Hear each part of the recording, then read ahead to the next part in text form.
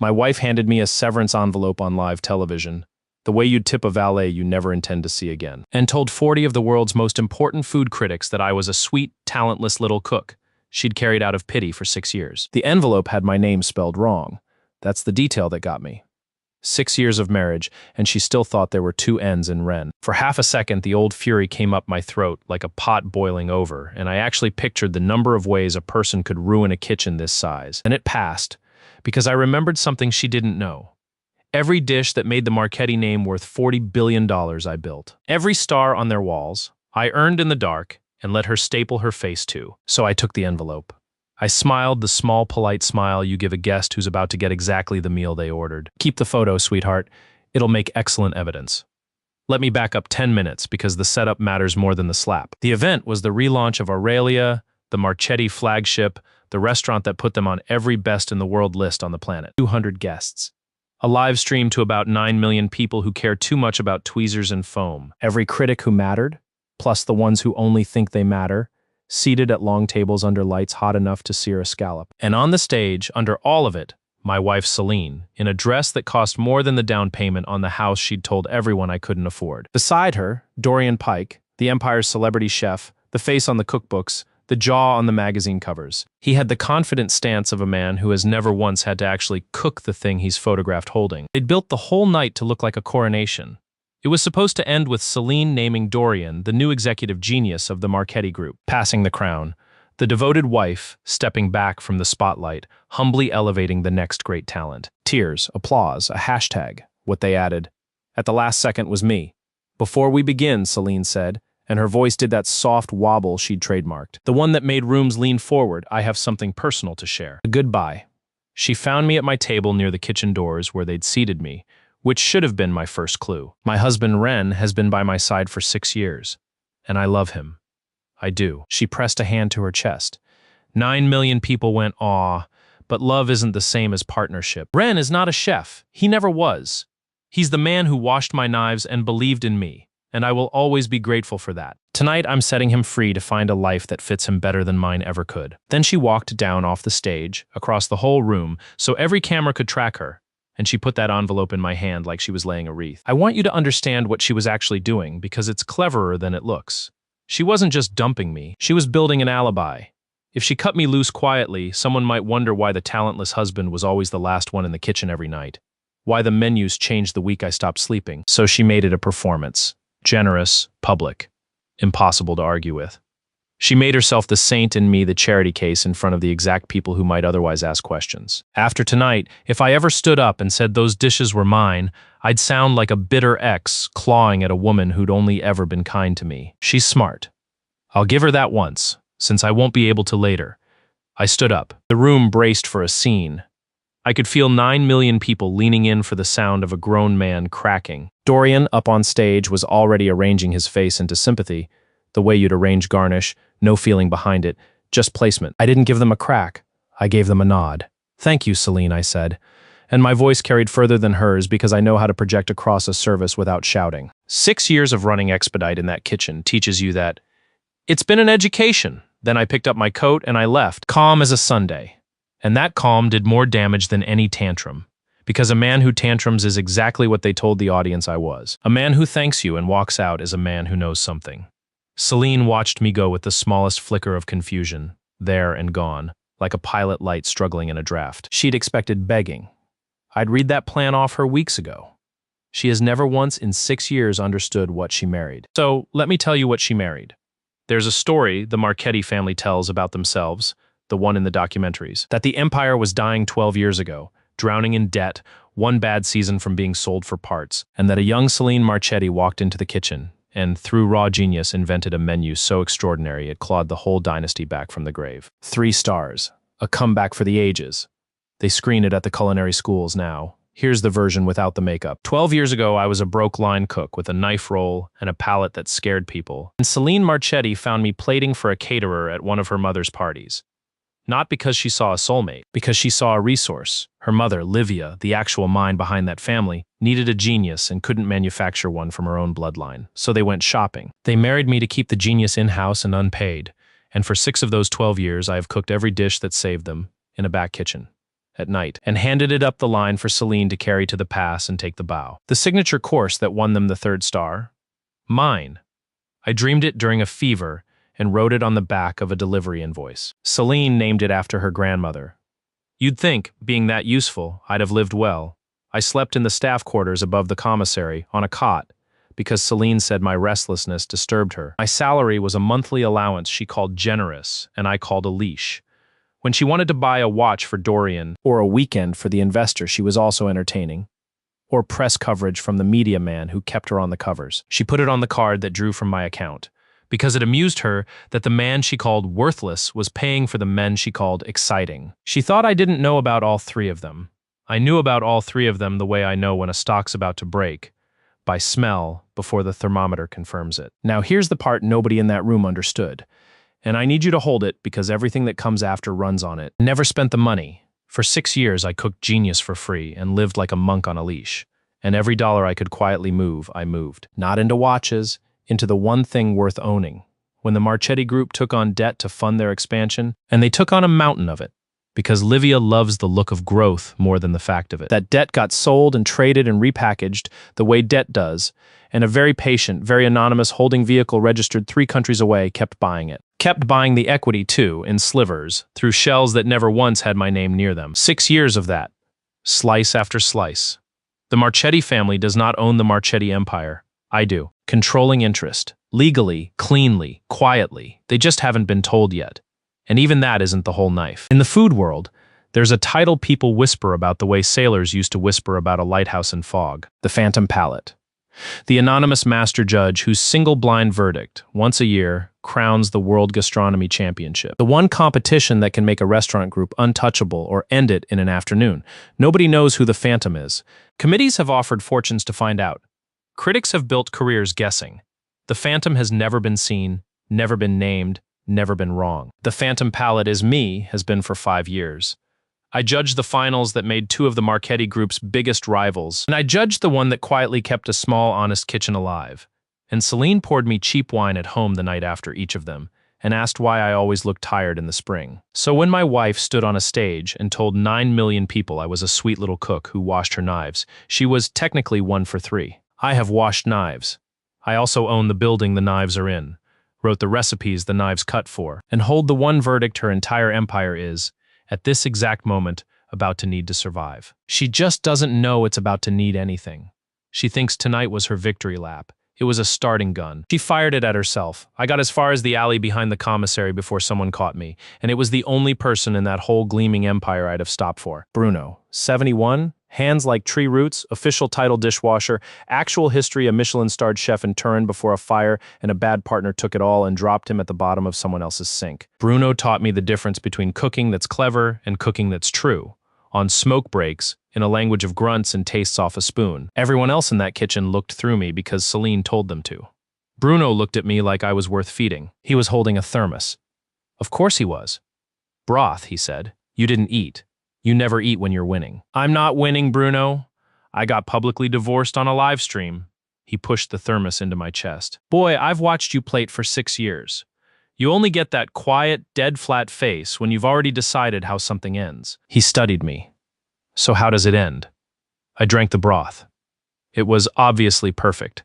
The man could make consommé out of grief. And I thought about the stage, and the envelope with the extra N, and Dorian's placed garnish face, and Celine's little flicker of confusion, and Livia somewhere backstage counting a victory she hadn't actually won. Slowly, I said, and in public.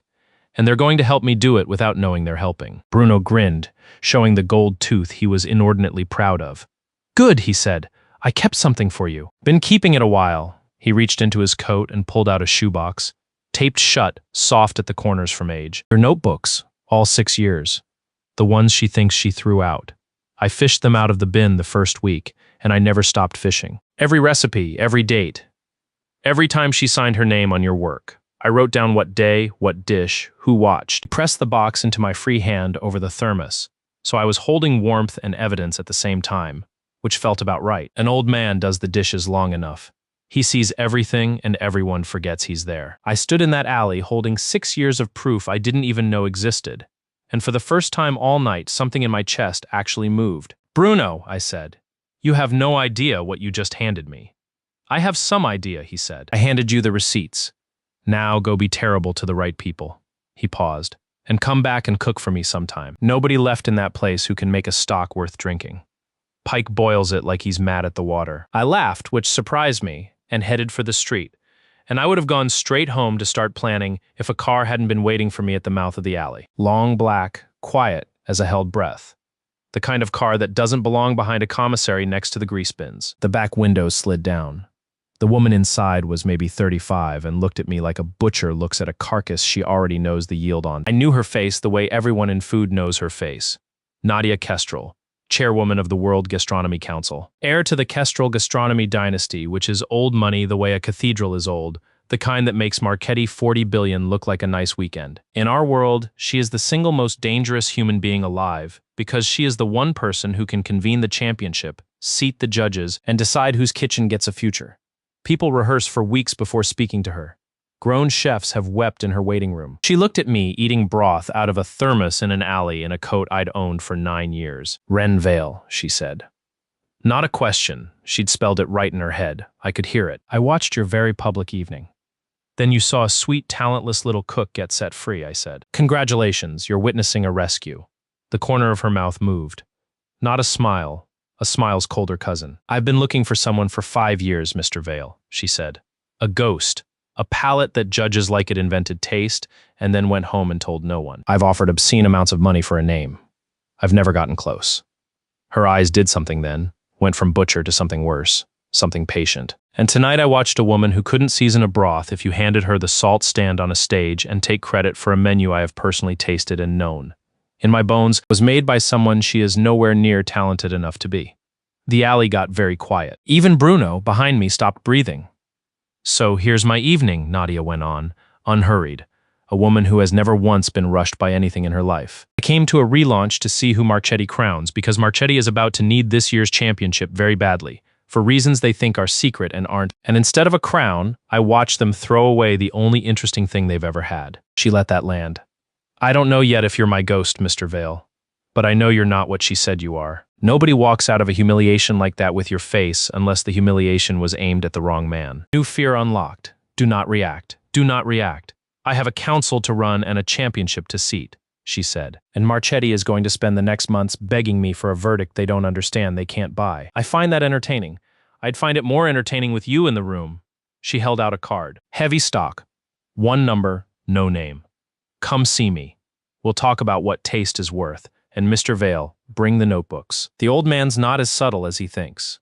The window slid up before I could decide whether to be terrified or impressed. The car pulled away like the alley had bored it. I stood there holding a thermos, a shoebox of receipts, and a card from the most powerful person in my entire world. Having lost a wife I never had and gained the exact 3 tools I needed to bury the people who thought they'd buried me. Bruno let out a low whistle. Boy, he said. What did you do to get that one looking at you? Nothing, I said, honestly. Yet. The next morning, the internet had a new favorite widow. Celine had posted a photo of herself at dawn. Mascara artfully smudged, captioned about the pain of loving someone who couldn't grow with you. 4 million likes. Comments calling her brave. Somewhere in there, Dorian had quote posted it with a single white heart. The least effort a human can perform, and the food press was already running with the story of the graceful chef queen who freed her poor husband. Narrative was set in aspic before I'd finished my coffee. Good. Let it set. Aspic's easier to shatter than you'd think. I didn't call a lawyer, I didn't call a reporter, I didn't post a rebuttal. Because rebuttals are for people who don't have the receipts, and I now had a shoebox of them. Instead, I did the one thing that would hurt the most while looking like nothing at all. I let Dorian talk, because here's the thing about installing a fraud as your genius. You then have to make him behave like one, in front of people whose whole job is noticing when he can't. And Dorian Pike, 3 days after my exit, walked into a press lunch, sat under the lights he was built for, and started describing his flagship dish, the one that was about to headline Aurelia's new menu, the one Celine had named after her grandmother. The one I wrote on the back of a delivery invoice during a 103-degree fever 6 years ago. He got the plating right. He'd seen the photos. He got the story right. He'd been coached. Then a young critic, sharp, hungry, the kind who hasn't been bought yet, asked him a simple question. Just one, about the technique at the core of the dish. The thing that makes it work. The bit you can only know if your hands built it, because it isn't written down anywhere. It lives in the difference between a sauce that breaks and a sauce that holds, and it's counterintuitive, and it's mine, and I never taught it to anyone but Bruno. Dorian answered confidently, fluently, beautifully, and completely catastrophically wrong. He described a method that would, if you actually did it, split the sauce into oil and sorrow within 90 seconds. He said it like scripture. He smiled at the end, pleased with his own genius, a man admiring a house he built on a swamp. The young critic wrote it down, and the young critic, who had eaten the real dish once and never forgotten it, knew. You could see the exact moment the knowledge crossed her face. Not shock, worse. A slow professional cooling. The look of someone realizing the emperor's been describing his own clothes to her and getting the fabric wrong. I wasn't there. I didn't need to be. I had one anonymous account, 5 years of credibility as a ghost nobody could trace, and a single quiet message to that same young critic. Ask him to cook it live, just once. On camera. Watch what the sauce does. I didn't sign it. I didn't need to. The phantom palate doesn't sign things. By that evening, Dorian's answer was a clip. By midnight, the clip had a caption I hadn't written but couldn't have written better. Does the Marchetti genius know how his own signature works? The food world is a small, violent village, and it smells blood before it sees it. Celine called me at 1 a.m. first time in 3 days. First time, honestly, in longer than that. What did you do? She said. No hello, her voice had lost the wobble. Underneath the saint, there's always been a much older, much colder animal, and it was awake now. I got set free, I said. Remember? You were there. 9 million people were there. Dorian's fine. It's a nothing clip. But if you think you're going to, Celine, I said, gently, the way you'd talk to a guest who's about to complain that the dish is exactly what they ordered. I haven't done anything. Your genius answered a question about his own cooking. That's between him and the sauce. I let a beat pass. How is the sauce, by the way? Holding, silence on the line. In that silence, I could hear the whole machinery of her starting, for the first time, to grind against a thing it couldn't move. You're going to want to be very careful, she said finally. I'm always careful, I said. It's how I lived on a cot in your commissary for 6 years without anyone noticing I was awake. And I hung up, because you never let them get the last word. You make them lie in bed listening to the dial tone and doing math. I set the phone down. Bruno's shoebox sat on my kitchen table, taped, patient, 6 years deep. Nadia's card sat beside it. One number, no name. Somewhere across the city, an empire that legally belonged to me was congratulating itself on getting rid of its own foundation, and a woman I'd never really met was waiting to find out if I was her ghost. I'd told Bruno it would be slow and public, and that they'd help me do it without knowing. I hadn't told him the best part. The part I was only just letting myself feel, alone in that kitchen, at 1 in the morning with a dial tone dying in my hand. I wasn't going to fight them for the empire. The empire was already mine. I was just going to let them keep polishing it until the day I walked in and turned on the lights. Nadia Kestrel's office was on the top floor of a building that didn't have the Kestrel name on it anywhere, because when you're that old and that rich, you don't advertise. The people who need you already know the address. No assistant, no waiting room theater. Just her. A long table of raw ingredients laid out like a crime scene, and a single knife she was using to break down a fish with the bored precision of someone who could do it blind. You brought the notebooks, she said, without looking up. I brought myself, I said. The notebooks stay where the old man hid them. That got her attention. She set the knife down, wiped her hands, and looked at me the way you look at a dish that's more interesting than you expected. Smart. If you'd handed them over on the first meeting, you'd be a man selling his only leverage to a stranger for a nod. You kept them. She almost approved. Sit, eat. You still haven't eaten, I can tell. Your face does a thing. My face doesn't do a thing. Your face does the thing chefs do when they've been running on adrenaline and spite for 3 days and no protein. She slid a plate across the table. Crudo, fish, she'd just broken down. A few drops of something bright, nothing else. It was, of course, excellent. Restrained in the way only genuinely powerful people can afford to be. She watched me taste it, and I watched her watch me. And neither of us said the obvious thing, which was that we were both reading the other for the same secret. Here's what I know, she said, sitting. The Marchetti Group is one bad quarter from being a headline. Livia overexpanded, the way vain people always do, and the debt on that empire is a house of cards in a wind tunnel. There is exactly one thing that can save them. Winning this year's World Gastronomy Championship. A sovereign wealth fund has quietly promised an obscene investment, but only into the winning group. Only into a name the championship crowns. Livia knows this. It's why the relaunch, why the Dorian coronation, why the whole circus she's building a story worth investing in, and she needs the trophy to close it. Nadia leaned back. And the championship has one final judge, the phantom palate, a ghost nobody has ever found, whose verdict can't be bought, which drives Livia insane, because Livia can buy anything. A pause, precise as a knife cut. So, Livia's entire survival now depends on a verdict from a person she cannot identify, cannot bribe, and cannot control. I find that the funniest thing that has happened in my industry in a decade. It's pretty funny, I agreed, giving nothing. It would be funnier, Nadia said, if that ghost happened to be the man Livia's daughter just threw into an alley on live television. She let the sentence sit there, warm and terrible.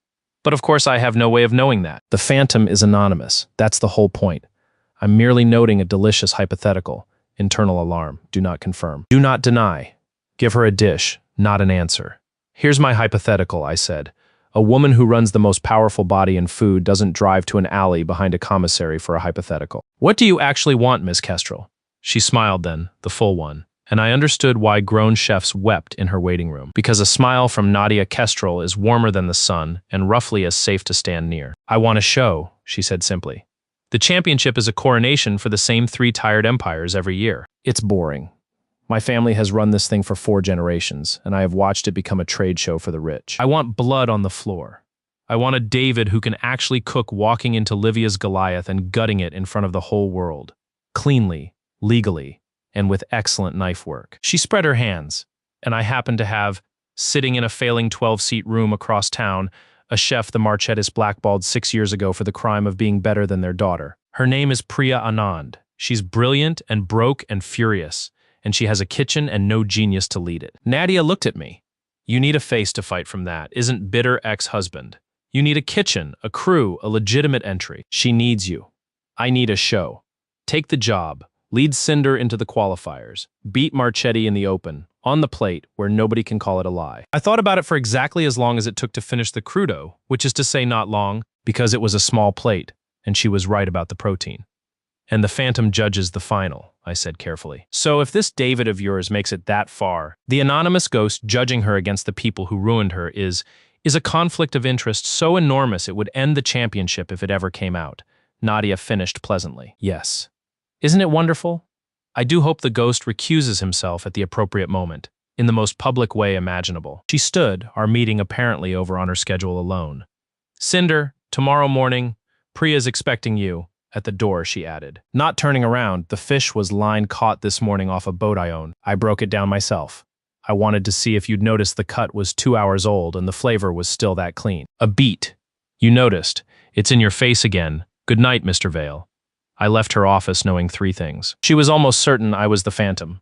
She was going to use me to burn Livia Marchetti to the ground for reasons of her own that had nothing to do with me. And she'd made me a fish just to watch me eat it, which no one had done in 6 years, and I was in more trouble than any envelope could measure. Across town, in the empire that legally belonged to me, things were going exactly as badly as I'd planned by doing nothing at all. Here's the problem with building your fraud out of a man who's never cooked.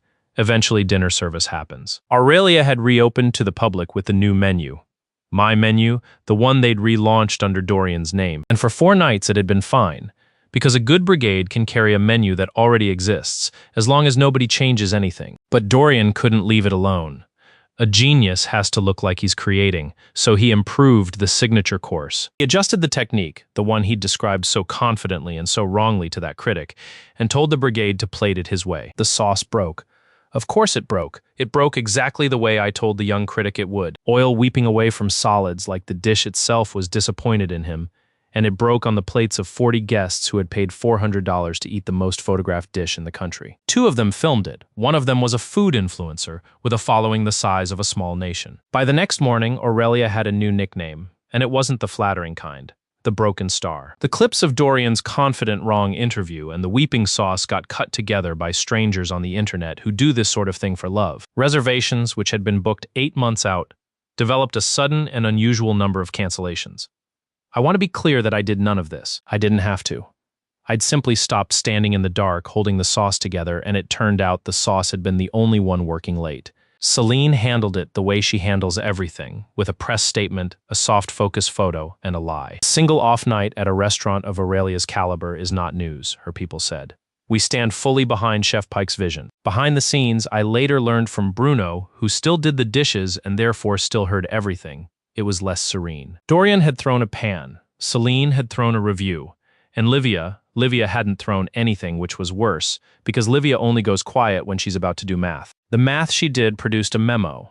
And the memo, 3 days later, produced the single stupidest thing that family ever committed to paper, which is saying a great deal. They announced Aurelia would defend its honor at the regional qualifier showcase. Live, televised. Dorian Pike cooking the signature dish in the open to prove the malicious clips were lies. They baited themselves onto the hook I'd been too patient to even bother baiting. Because by then, I'd taken the job. Cinder was everything Nadia had promised. 12 seats, a kitchen the size of a good closet, a walk-in that wheezed, and a chef named Priya Anand who met me at the door with her arms crossed and a look that could strip paint. "Let's get one thing straight," she said, before I was fully through the door. "I don't need a celebrity charity case. I don't need Livia Marchetti's leftovers. And I definitely don't need the pity husband from the internet coming to save the poor blackballed girl." She jabbed a finger at me. "I've read every review of Aurelia's menu for 6 years, and I can taste the person who wrote it, and it isn't Celine Marchetti. And it isn't that mannequin Pike. So you tell me right now, before you touch a single one of my pans. Was it you?" I looked at her kitchen. Tiny. Honest. Every surface scrubbed by someone who couldn't afford to replace anything. A brigade of 3, all young, all looking at me like I might be the last hope or the final insult. I picked up a spoon off her pass, tasted the sauce she had working. A good sauce, a smart sauce, a sauce built by someone with real hands and no money. And I fixed it in one motion, a pinch of acid, a whisper of fat. The counterintuitive thing that only lives in the hands. Priya went still. Then she tasted it. Then her eyes got bright and furious and hopeful all at once. "It was me," I said. "All of it, 6 years. And they threw me in an alley for it. So here's my offer, Chef Anand. I don't want to save you. I want to hand you the knife I've been sharpening for 6 years, and I want to watch you put it exactly where it belongs. Let's go win a championship the people who ruined us both are about to bet their whole empire on. And let's start by ruining their little showcase." Priya wiped her eyes with the back of a wrist, furious at herself for the tears, and stuck out her hand. "Bruno told me you'd be dramatic," she said. "He's coming too, by the way. Says he's not spending his last good years watching Pike boil stock like he's punishing it." That was the crew. A blackballed genius, a fired legend on the dish pit, 3 kids nobody had bet on, and me. 12 seats against $40 billion. I liked our odds. I liked them a great deal. The industry did not agree, and that was the point. When the news broke that Cinder, a 12-seat nobody, had entered the regional qualifier, and that its new consulting chef was Ren Vale, estranged husband of Celine Marchetti, the response was a laugh you could hear from space. The food press had a field day. "Pity cook opens toy kitchen to spite ex-wife" was one of the kinder headlines. Celine's camp didn't even bother to attack. They mocked, which is worse and which I encouraged, because a person who is mocking you is a person who has stopped watching your hands. Dorian posted a photo of himself at Aurelia's gleaming pass with a caption about "real kitchens, real stars." Livia said nothing, publicly. Privately, she sent one of her people to eat at Cinder to assess the threat, because Livia never leaves a laugh unverified. Her spy sat at seat 4, ordered the tasting. And somewhere around the 4th course, a dish Priya and I had built together, her fire and my counterintuition, a plate that tasted like an argument you lose gratefully. The spy stopped taking notes and just ate, the way people do when the food has stopped being research and started being an experience. He paid. He left an enormous tip, which spies aren't supposed to do. And the report he took back to Livia was, Bruno told me later with enormous satisfaction, 1 sentence long. "They're going to embarrass us." Livia read it. And for the first time, the woman who does math when she's afraid did the math and didn't like the answer. But it was too late to pull out of the showcase without admitting the clips were true. She'd committed Dorian to cooking my dish, live on television, to prove he was the genius, so we let him. The regional qualifier showcase was held in a converted market hall, under lights that could have grown tomatoes, in front of 200 industry people and a live broadcast that pulled numbers because the internet loves a train it's been told is going to crash. 2 stations. Aurelia on one side, gleaming and sponsored and enormous, Dorian at the center in a jacket with his name stitched in gold. Cinder on the other, 4 of us, and a wheezing induction burner we'd borrowed. Priya at the center where she belonged, and me at her shoulder where I belonged. And in the front row, in the seat reserved for the chair of the World Gastronomy Council, Nadia Kestrel, who had personally decided to attend a regional qualifier for the first time in her career, which everyone noticed and nobody understood. The rules were simple. Each station would cook 1 dish for a panel of 5 critics. Blind, no names on the plates, judged on the food alone. And Dorian, to prove his point, had announced in advance that he would cook the signature. My signature. The broken sauce dish that had made him a meme. I could have stopped him. I could have leaked the real technique, or spared him, or done any of a dozen merciful things. I did none of them, because mercy is a thing you extend to people who wouldn't have thrown you in an alley. And I'd run out of it around the time Celine misspelled my name. Dorian cooked. He was good on camera. I'll give the mannequin that. He moved beautifully. He played it like a photograph. And when it came to the sauce, the counterintuitive heart of the whole dish, he did exactly what he'd done at Aurelia. Exactly what he'd described to the young critic. Exactly the confident wrong thing. And the sauce broke. On camera, in front of 200 people and a live broadcast, the emulsion split and wept and slid, oil pooling away from solids like the dish was trying to physically leave the country. Dorian didn't even notice at first. He was smiling at a camera. Then a runner brought the plated course toward the pass, and he saw it. And the smile stayed on his face a beat too long. The way a photo of a smile does after the person behind it has already died inside. His face went the specific dull gray of a scallop that's been sitting out too long. That faintly translucent, no longer fresh color. And I want you to know I have waited 6 years to describe someone that way, and it was worth it. Priya, meanwhile, cooked my dish. The real one. She built the sauce the true way, the counterintuitive way. Her hands and my method, and it held like it was carved out of marble and glowed. She plated it clean. And when the blind panel tasted both plates, one weeping, one perfect, neither labeled, 5 critics who did not know which station was which awarded the top marks, unanimously, to the plate from the 12-seat toy kitchen that the whole internet had come to watch fail. The hall was silent for exactly 1 second. Then it detonated. But the real moment, the one that mattered, came after, when the marks were confirmed and Dorian was standing at his gleaming sponsored station with a broken sauce and a dead smile, and Nadia Kestrel rose from the front row. She never rises.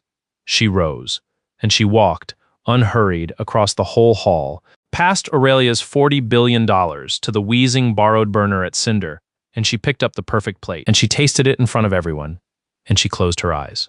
"There it is," she said, not loud. But the hall had gone so quiet you could hear a spoon drop 3 counties over, so everyone heard. I've been eating this kitchen's food for years and never once at its source. She opened her eyes and looked directly at me, and then at the cameras, and then at the section of the front row where I'd noticed Celine had come to watch her Dorian be vindicated. The World Gastronomy Council, Nadia said, will be watching Cinder very closely this season. Whoever's cooking here, a small devastating pause, is the real thing. And the real thing is rare enough that I'll cross a room for it. I don't cross rooms. Then she set the plate down, nodded to Priya like an equal, gave me a look that was not remotely professional and walked out, leaving $40 billion of broken sauce behind her. I have witnessed a lot of power moves in my life. I have never seen a room reorganized around one woman's palate that fast. Every critic who'd laughed at the pity cook was now furiously rewriting their season predictions. Every camera that had come to film a train wreck had filmed the wrong train. And Celine Marchetti, in the front row, was staring at the plate Nadia Kestrel had crossed a room for, the plate with my food on it, with an expression I hadn't seen on her in 6 years of marriage. She was looking at me like she was seeing me, for the first time, genuinely trying to do the math on what she'd thrown into an alley. She caught me the moment I stepped outside for air, because of course she did. She'd trained her whole life to catch people at their most exposed. But she'd never once caught me exposed, and she made the mistake of thinking tonight was the night. Ren, softer than the phone call, the wobble back in place. She'd changed tactics somewhere between the broken sauce and the door. And now she was doing the version of Celine that had, 12 years ago, convinced a broke-line cook that a Marchetti could love him. I didn't know. I swear I didn't know how good you'd gotten. Come home, we'll fix all of this. You and me, the way it was supposed to be. The way it was supposed to be, I repeated. You mean the cot in the commissary? The card you spent on Dorian's watch? The name you couldn't spell on the envelope? I wasn't angry. That was the part she couldn't process. There was no anger for her to work with. Nothing to soften or seduce. Just a man reading her an accurate menu. There was never a you and me, Celine. There was a genius in your basement and a lie in your spotlight. I've moved out of the basement. That's all that's changed. Her face did something complicated then, several expensive emotions competing for the lead. She reached for the last weapon she had, the oldest one. Dorian was a mistake, she said. And the investor, and I know you knew, I know you always knew, and you never said anything because you loved me too much to. I never said anything, I said, because a chef doesn't argue with a spoiled ingredient. He just stops using it. I stepped past her toward the car, then stopped, because I am not, whatever the internet says, entirely without cruelty. And there was one more thing worth saying. Your empire's going to need this championship, Celine, Badly. Everyone in that hall just watched who's actually going to win it. I let her hold that. Sleep well, do the math. I got in the car. Nadia was in the back seat, because of course she was, because she orchestrates exits the way she breaks down fish. That was petty, she observed, as we pulled away from a Celine standing very still on the curb. Deeply, I agreed. I enjoyed it enormously. She handed me a container. Broth. Warm. You didn't eat. Your face was doing the thing.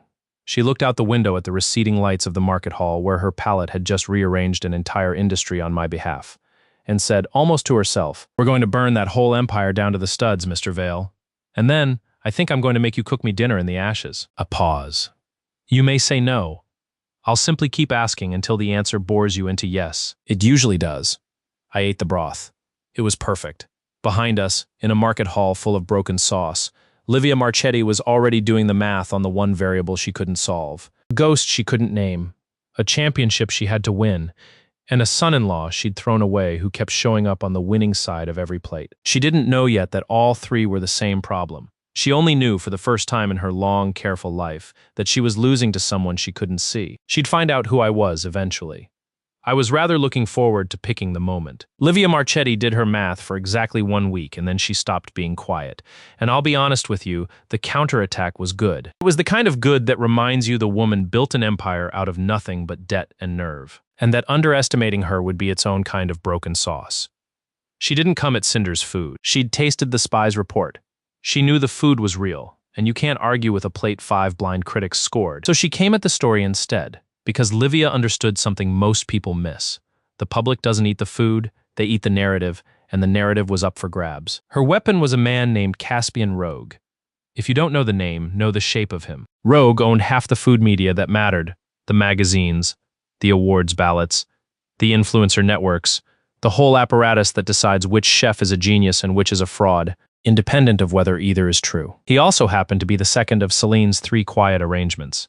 The media man who kept her on covers. Olivia framed it to herself as a business relationship because Livia frames everything to herself as whatever she can live with. Rogue had spent Celine's affection and Marchetti's ad budget in equal measure for years.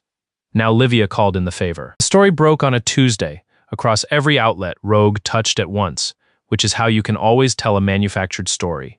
Real news trickles. Bought news floods. And the story was this: that Ren Vale, the estranged husband, was not the wronged genius the internet had decided to root for. That he was in fact a thief. That the recipes he was claiming had been developed by the Marchetti test kitchen over years, by a team, and that Ren, a mere line cook who'd married in, had stolen a notebook of proprietary techniques on his way out the door and was now passing a corporation's intellectual property off as his own private brilliance. There were quotes from former colleagues. There was a photo of me at the pass looking through the magic of a cropped angle and an unkind caption, exactly like a man skulking away with something that wasn't his. There was a legal threat, heavily implied. And there was the killer line, the one Rogue's people crafted to turn the whole internet's sympathy inside out. The real victims here are the anonymous Marchetti kitchen team, whose life's work a bitter man is stealing for revenge. It was, as smears go, beautifully built. It took the exact truth that I'd walked out with a notebook of the recipes I invented, and inverted it so cleanly that fighting it would sound like a thief protesting too much. By Tuesday afternoon, a meaningful chunk of the internet had decided they'd been fooled, that the pity cook was actually a con man, and the same crowd that had cheered Nadia crossing a room for my plate was now composing very confident posts about how they'd always found something off about him. Priya found me in Cinder's tiny office, reading the coverage on my phone, and she was vibrating with fury. "Tell me we're suing. Tell me we're going scorched earth. Tell me we're doing nothing," I said. "Yet, nothing? Ren? They're calling you a thief. They're calling me a front for a thief. That's my kitchen's name in that garbage, I know." I set the phone down. "And it's a very good lie. Do you know how you kill a very good lie, Priya?" She didn't answer because she was too angry to play along, so I did. "You don't argue with it. You wait until the exact moment it's most believed, when everyone's fully committed to it, when the people who spread it have staked their credibility on it being true. And then you show them one piece of paper that turns the whole thing to ash while they're standing on it." I let that settle. Rogue just built a very tall, very public bonfire and stood on top of it to be seen. I'm going to enjoy lighting it, because here's what Rogue didn't know, what Livia didn't know, what none of them could have known. The notebooks weren't the ammunition. The notebooks were bait. The real ammunition was in Bruno's shoebox, the 6 years of dated, witnessed proof, not just the recipes, but the record. Every date I wrote a dish. Every date Celine presented it days later. Menu revision logs in my handwriting that predated the official Marchetti versions by weeks. Photographs Bruno had quietly taken a dishwasher with a phone as invisible of me at the pass at 3 a.m., building the courses the family took credit for at 8 p.m. And because Bruno was more thorough than anyone gave a dishwasher the right to be. A running log of who came and went from the back kitchen, which turned out to matter more than any of us first realized. I didn't release it. Not yet. I released one thing. One page. One photograph, time-stamped, of a handwritten recipe, the signature course, the broken sauce dish, on the back of a delivery invoice, dated 6 years and 2 months ago. And underneath it, the official Marchetti recipe card for the same dish, dated 5 years and 11 months ago. 3 months later than mine. In Celine's handwriting, copying mine, with one ingredient changed and one technique she'd misunderstood. The exact misunderstanding that would, years later, make Dorian's sauce break on live television. I posted it from the anonymous account. No commentary. Just the 2 documents side by side and a single line. Ask which one came first. The internet, which loves nothing more than being handed a mystery it can solve itself, solved it in about 90 minutes. The delivery invoice was traceable. The vendor confirmed the date. The handwriting analysis started as a hobby and became a movement, and Rogue's beautiful bonfire, which everyone was standing on, went up all at once, because the crowd that had confidently declared me a thief now had to confront a timestamp. And there is nothing the internet hates more than having been made to look gullible by someone it was told to trust. The story didn't just die, it turned. Marchetti recipe card dated after husband's original, who really stole from whom. Rogue's outlets, which had flooded the smear, went conspicuously silent, which everyone noticed, which made it worse. And the anonymous Marchetti kitchen team that Rogue had positioned as the real victims? The internet went looking for them, and couldn't find a single one, because they'd never existed. The anonymous kitchen team had always been one man on a cot. Caspian Rogue lost something concrete that day, and it wasn't just a news cycle. When you own the machine that decides who's a genius and who's a fraud, your entire value is that people believe the machine is honest. The moment everyone watched Rogue's machine run a bought lie and get caught by a delivery invoice, the machine stopped being worth what he'd built it to be worth. Advertisers get nervous around a compromised outlet. Awards bodies get nervous around a compromised ballot. Rogue had spent his credibility on Livia's favor, and credibility, once spent, doesn't come back with a wire transfer. He called Celine that night, apparently, and it did not go well for her, because a media mogul who's just been publicly gutted on your family's behalf stops being a devoted arrangement and starts being a very angry man who knows exactly which magazine covers you didn't earn. Bruno, doing dishes, heard the end of it. Celine's voice pitched high and thin.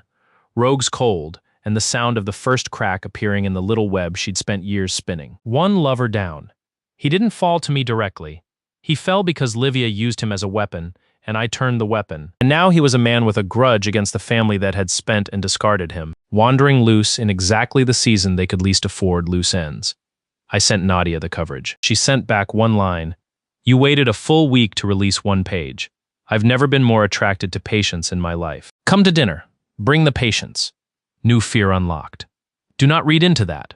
Read entirely into that. The second arrangement to come apart was Marcus Thorne, and Thorne came apart differently, because Thorne was money. And money doesn't get angry, money gets nervous. Marcus Thorne was a hospitality investor, the kind who owns pieces of things rather than things, and he'd owned a piece of Celine for a couple of years in the way that men like Thorne collect proximity to power. More importantly, he was one of the anchor investors backing the Marchetti Group's expansion. Real money, tied to the debt, tied to the whole house of cards Livia had built. And Marcus Thorne read the same delivery invoice everyone else did, and Marcus Thorne, unlike the internet, could read a balance sheet. And what the balance sheet told him was that the genius his money was betting on had a timestamp problem and a broken sauce problem and a crossing the room Nadia Kestrel problem, all in the same month. Money that gets nervous starts asking questions. And Thorne started asking the one question Livia had spent 6 years making sure no one asked. Who actually owns what here? Which is where I finally got to enjoy the part I'd been saving.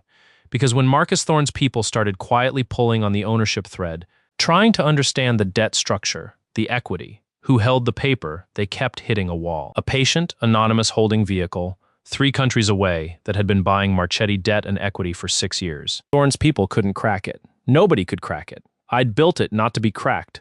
But Thorne could see its shape, and its shape terrified him. because the shape said that somebody invisible, somebody who'd been accumulating in the dark the entire time was sitting on a controlling position in the empire he'd invested in, and that somebody was not Livia Marchetti. I didn't reveal myself. It wasn't time. But I let Thorne's fear do the work, and I helped it along with one small move. Through the vehicle, I let a single tranche of the debt come due, called it in clean and legal and on schedule. A routine thing that any real creditor might do. And I watched the tremor go through the whole structure. Marchetti had to scramble to cover it. It was a small amount, relatively. But it announced, to anyone reading carefully, that the invisible creditor was awake, and paying attention, and not inclined to be patient with a family that was suddenly a very bad bet. Thorne pulled back. Not out would have been noticed, but back. He stopped returning Celine's calls first, which stung her personally. And then he quietly signaled his hesitance to the other anchor investors, which stung the family fatally. Because money is a herd animal, and one nervous investor makes the whole herd lift its head. The sovereign fund, watching from a distance, the one whose enormous investment was promised only to the championship winner, took note that Marchetti's existing backers were getting cold feet. Livia's whole survival plan depended on the fund staying warm. 2 arrangements down, and I hadn't touched either of them with anything but a delivery invoice and a single called loan. The web Celine had spun to hold up her fake life was coming apart along the exact strands she'd used to build it. The media man turned into a grudge. The money man turned into a flight risk. That left one strand. The one she'd never dressed up as business. The one she actually wanted, Dorian. And Dorian, it turned out, had an assistant. Her name was Mila, and she'd worked for Dorian Pike for 2 years, which is a long time to spend close enough to a fraud to smell it. She was the one who actually organized his cookbooks, wrote his captions, coached him through interviews he didn't understand, and, on more than one occasion, quietly fixed his food before it reached a camera so that Chef Pike's vision wouldn't be exposed as a man who genuinely could not cook. Mila had spent 2 years being the invisible competence behind a visible fraud, which, and I say this with the authority of a man who spent 6 years doing exactly that for the man's mistress, is a very specific kind of slow poison. She came to Cinder on a rainy night after service, hood up, looking over her shoulder the whole way, and she asked to speak to me alone. Priya wanted to throw her out on principle. Bruno wanted to feed her on principle. Bruno won because Bruno always wins the feeding argument. And it turns out a person is much more likely to hand you the knife to end their boss when they're holding a bowl of good soup. I want to be clear, Mila said over the soup. I'm not a good person for doing this. I stayed for 2 years. I played over his mistakes. I helped him lie. Her hands were tight around the bowl. But I watched what they did to you on that stage. And I watched him laugh about it after, in the car, to Celine. About how the basement cook finally got what She stopped, started over. He called you the basement cook. And Celine laughed. And I realized I was going to spend the rest of my career plating over the mistakes of a man who calls people that. So, she reached into her bag and set a phone on the table. 2 years, recordings. Dorian admitting on tape, more times than I could count, that he can't cook the menu. Him and Celine planning the divorce show, the whole thing, before it happened. Him bragging about which of your dishes he'd take credit for next. And she hesitated, then pushed the phone the last inch toward me the night before your relaunch. Celine and Dorian and Celine's brother, Tobias, in a room, deciding to throw you out publicly instead of quietly. Specifically so that if you ever spoke up, no one would believe you. It's all there, in their own voices. Laughing, I looked at the phone. 2 years of a fraud's confessions handed to me across a bowl of Bruno's soup by a woman who'd finally decided she was worth more than the mistakes she'd been plating over. Why me, I asked. You could sell this. Rogue would have paid a fortune for it a week ago. Because you didn't scream, she said simply. On the stage, when she did that to you, everyone expected you to fall apart, and you just thanked her and left, like you already knew you'd win. I've spent 2 years around people who scream. She almost smiled. I wanted to see what quiet people do when you hand them the knife. I picked up the phone. Quiet people? I said, wait for the biggest possible room. There was one name in what Mila said that I filed away for later, because it was the loose thread I'd been half watching for weeks. Tobias, Celine's brother. The forgotten Marchetti. Tobias Marchetti was the family's other child, the one the documentaries never mentioned, because Livia had bet the whole dynasty on Celine and left Tobias to rot as a mid-level manager in his own family's company. Resentful and overlooked, and this is the part that mattered, convinced he deserved a bigger cut than a family who'd never respected him was ever going to give. Tobias had helped plan my humiliation, per Mila's tapes, which told me he was cruel.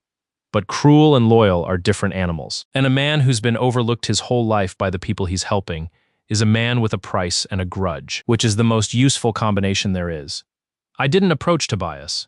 I let Tobias find out, through the industry grapevine, that Bruno and Mila now fed carefully, that the invisible creditor circling the family might be inclined to look kindly on an insider, someone who could confirm certain records, certain dates, certain conversations when the restructuring came.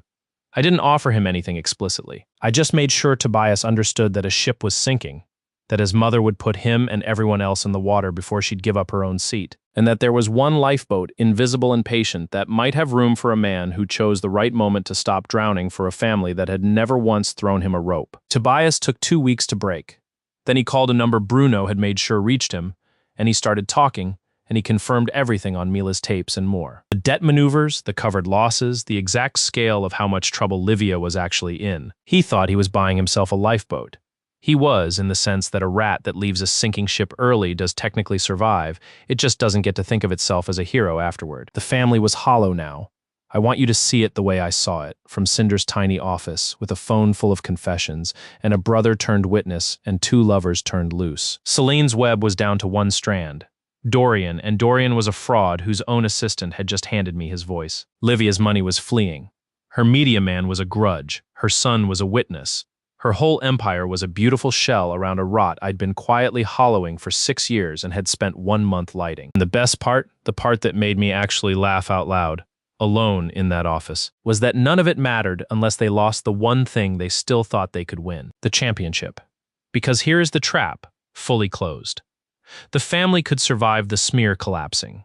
They could survive the investors getting nervous. They could survive Rogue's grudge and Thorne's cold feet and even Tobias's betrayal, if they had to. Because Livia was a survivor and empires can absorb a great deal of damage. What they could not survive was losing the championship, because the championship was the sovereign fund, and the sovereign fund was the only thing large enough to cover the debt that the invisible creditor, me, could call due at any moment.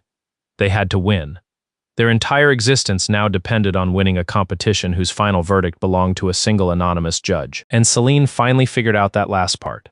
She figured it out the way you figure out the worst things, all at once, in a quiet moment, when the shape of the whole thing suddenly resolves. She was in a council briefing, sitting in for the family, listening to Nadia Kestrel outline the championship structure with that warm, terrible patience, and Nadia mentioned, as she did every year, that the final would be decided by the phantom palette, whose identity remained, as always, protected. And Celine, who had spent a month watching an invisible hand dismantle her family, with impossible, intimate precision, someone who knew the dates, the dishes, the exact misunderstanding in her recipe card, Celine made a connection she did not want to make. She went home and pulled up every clip of the season.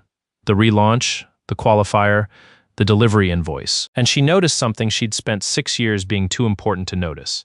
That the man she'd thrown in an alley had always been the one who knew things he shouldn't. Which dish would win a critic? Which technique would break? Which rival kitchen would rise? She'd assumed it was talent. She was starting to suspect it was something worse. Authority. The kind of authority that judges finals. She didn't have proof. The phantom was anonymous, there was no proof to have. But she had a suspicion that turned her stomach. And she took it to Livia. And Livia did the most Livia thing imaginable. She decided to buy the phantom.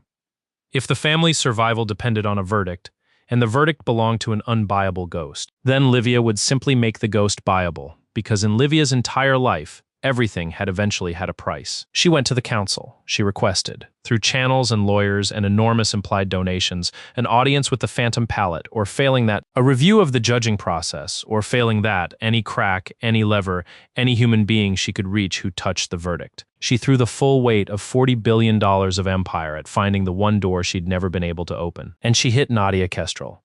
Nadia let her spend the whole approach, let Livia's lawyers and money and pressure build up against the council's walls for 2 full weeks. Let Livia believe she was making progress. Let her commit real resources and real hope to the idea that the ghost could be bought. And then Nadia granted Livia a single private meeting, in the office with no name on the building, and she let Livia make her entire pitch. All of it. The money and the veiled threats and the desperate reasonableness of a woman trying to save her life's work. And when Livia was done, Nadia Kestrel smiled, the warm one, the son, that isn't safe one, and said, "Mrs. Marchetti, in 4 generations, my family has never once been able to buy the phantom palette. Do you understand what that means? It means the one incorruptible thing in this entire corrupt industry is the verdict you now need to survive." She let that land like a knife going in slowly.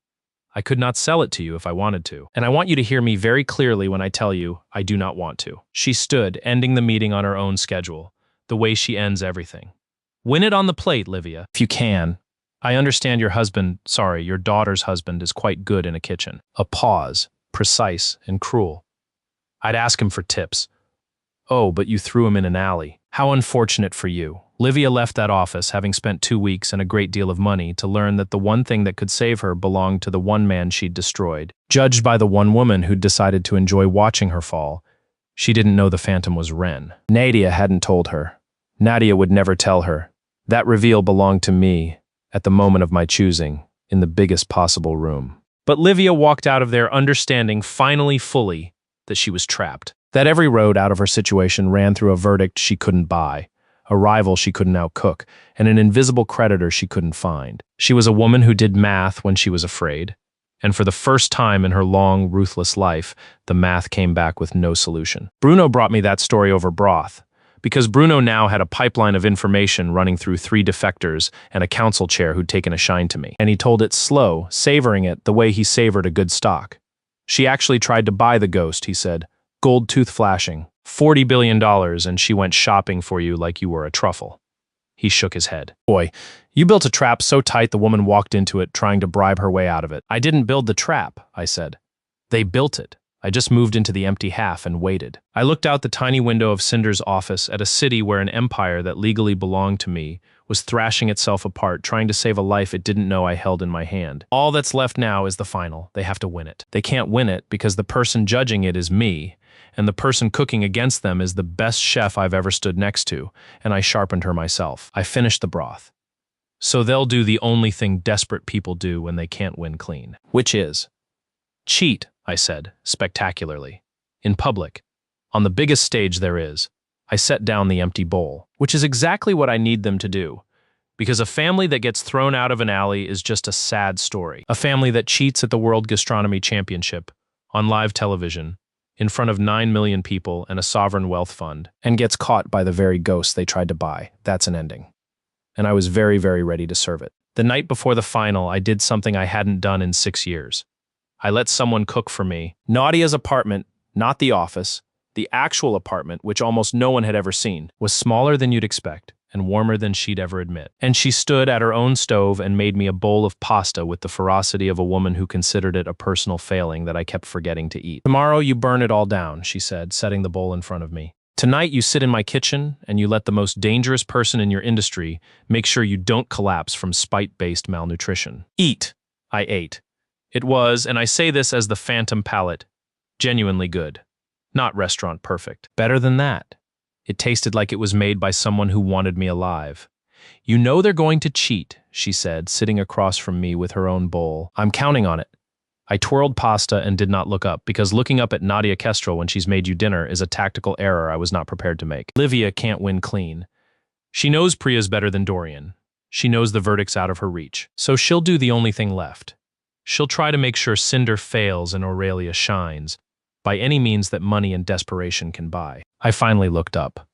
The question is only which way they cheat, and thanks to a brother who found his lifeboat and an assistant who found her spine, I already know. Because Tobias had talked and Mila had listened, and between them I had the whole plan 2 days before Livia executed it. It was, I'll grant, a 2-pronged thing, and both prongs were cruel, and both were exactly what I'd have predicted from a family this far into the water. Prong 1, sabotage Cinder. Specifically, our final dish depended on a single irreplaceable component, a rare, aged element that Priya and I had built the entire course around, sourced from one supplier, delivered fresh the morning of the final. Impossible to substitute at the last minute. Livia's people had arranged, through money and a bribed courier, to intercept and spoil that delivery. Not steal it, spoil it. Let it arrive looking fine and be, on the inside, ruined, so that Priya would build her masterpiece on a rotten foundation and only discover it plated on TV, in front of the world when it was far too late. A broken sauce, but on purpose and on us. Prong 2, Dorian couldn't cook. Everyone in that family knew it now. The broken sauce had cured them of the fantasy. So for the final, the most important service of the family's life, they'd hired a ringer. A genuinely excellent chef, brought in secretly, sequestered, who would create the final dish in advance and drill Dorian to reproduce the visible motions while the real work was done off-camera or prepped ahead. Dorian would present a masterpiece he hadn't made to a blind judge, and if the judge scored it high, which a good dish would earn, the family would win, the fund would invest, the debt would be covered, and the invisible creditor could go to hell. It was a good plan. It would have worked against almost anyone. It was not going to work against a judge who knew exactly what was coming, a chef he'd sharpened himself, and a supplier he'd quietly warned the night before. "So you swapped the delivery," Nadia said, reading it off my face, because she reads everything off my face. "It's deeply unfair." "I let them spoil a delivery," I said. "Just not ours. The morning courier they bribed will intercept exactly the shipment they think is ours, and spoil it beautifully, and feel very proud. It's a decoy.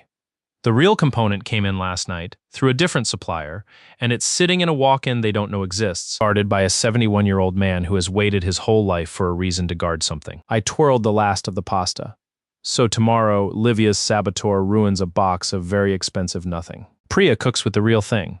And Aurelia's ringer-made masterpiece walks up to a blind judge who happens to be the one person alive who can tell in one bite that the man presenting it never touched it." I set down the fork. They built the whole final around fooling the Phantom. They just don't know the Phantom is the man they threw in an alley. Nadia was quiet for a moment.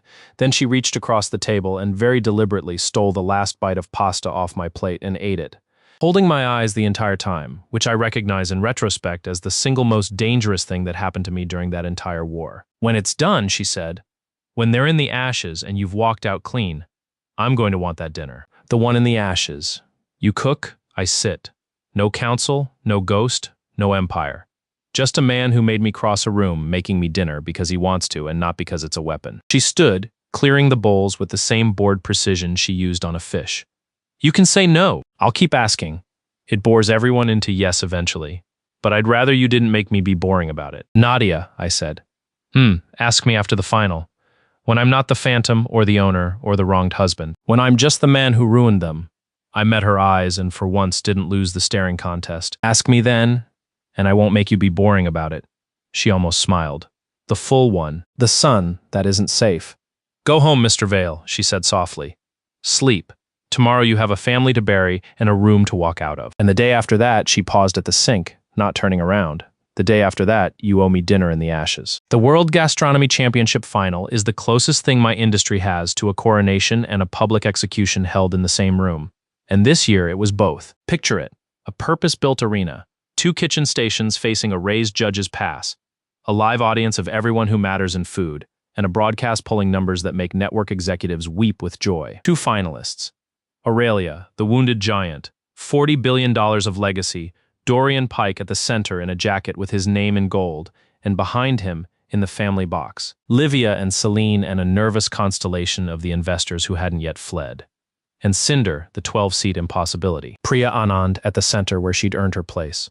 Bruno on support because he'd threatened violence if we made him watch from the crowd. And me at Priya's shoulder as consulting chef, in a plain jacket with no name on it at all, which everyone read as humility and which was actually the single funniest joke in the building. And above it all, on the raised pass, the judges' table. 4 named critics, respected, visible, and 1 empty chair, draped, set apart for the 5th and final judge, whose vote outweighed all the others combined, whose identity had never been known, who would arrive masked and cloaked and anonymous as the Phantom Palette always did, deliver the verdict that decided everything, and vanish. That chair was mine. I just wasn't sitting in it yet. The rules of the final were brutal and simple. Each finalist would cook 1 dish, 1 shot, 1 plate, the dish of their life, presented blind to the judges, no names, scored on the food alone with the Phantom's verdict as the deciding vote. Simple. Except that this year 1 finalist was cooking with a decoy in their walk-in and a ringer in their story, and the other was cooking with the truth and a ghost at her shoulder. The cooking began, and for a while it was just cooking, beautiful and violent and precise, the way the best of it is. Priya was transcendent. I'd watched her cook for a month, and I still wasn't ready for what she did under those lights. She took the dish we'd built together, the argument you lose gratefully dish, and she elevated it past anything we'd rehearsed. Because that's what real chefs do when the room is trying to break them. They get better. The rare aged component, the real one, the one Bruno had guarded all night like a dragon on a very small hoard, was flawless, and she treated it with the reverence it deserved. and I watched the four named judges lean forward at their pass without even meaning to. Across the arena, Dorian performed. And it was a performance, and to the untrained eye, it was a good one. The ringer had drilled him well. He moved through the motions of a masterpiece he didn't understand. And the dish that came together in front of him was genuinely excellent. Because the ringer was genuinely excellent, and for one bad moment I understood that Livia's plan was better than I'd credited. The food was good enough that a blind judge, judging food alone, might well score it at the top. If the judge were anyone but me, then came the sabotage, and this is the part I'd been waiting for. The part where a cheat becomes a self-execution. Livia's saboteur, a bribed floor runner, planted to move among the stations, made his approach on Cinder during the chaos of plating, timed to knock or spoil or contaminate at the last critical second. The kind of thing that reads as an accident on television. He came at Priya's station with a tray, angling to stumble into the component at the exact wrong moment. He never reached it, because Bruno, 71, dishwasher, official title, actual history, a starred chef in Turin, had spent the entire final not watching the cooking. He'd been watching the floor. He'd been watching for exactly this, because I'd told him it was coming, and Bruno had waited his whole ruined life for a reason, to stand between something precious and the people who'd try to break it. He stepped into the runner's path with a rack of clean plates. A slow old man who was suddenly and precisely exactly where he needed to be, and the runner's tray went into the plates instead of the dish. A crash, a mess, a moment. And the whole thing happened directly in front of a broadcast camera that had been pushing in for a beauty shot of Priya's plating. The runner froze. Bruno looked at him, this ruined old dishwasher with a gold tooth, and said, "Loud enough for the boom mic. Careful, son. You almost ruined something you'd have to answer for." And the runner, young, bribed, in over his head, did the thing that guilty people do when they're caught on camera. He ran. He bolted from the floor of the World Gastronomy Championship final, on live television, in front of 9 million people, which is not a thing that innocent floor runners do. And every commentator in every booth said, at roughly the same time, some version of, "What was that?" Livia's first prong didn't just fail. It announced itself. It planted, on the record, in front of the world, the seed of a question. Was someone trying to sabotage the 12-seat kitchen? And who would have reason to? Celine, in the family box, went the specific color of a lemon that's been left in the sun too long. That waxy, overbright yellow of something that used to be fresh. Because she understood, before anyone else in that box, that the plan had just started eating itself. But the runner was just the appetizer. The dishes were finished. 2 plates, unlabeled, carried to the raised pass. Priya's, the truth, the aged component, the argument you lose gratefully. Dorian's, the ringer's masterpiece, presented by a man who couldn't have named half of what was on it. And the 4 named judges tasted and scored.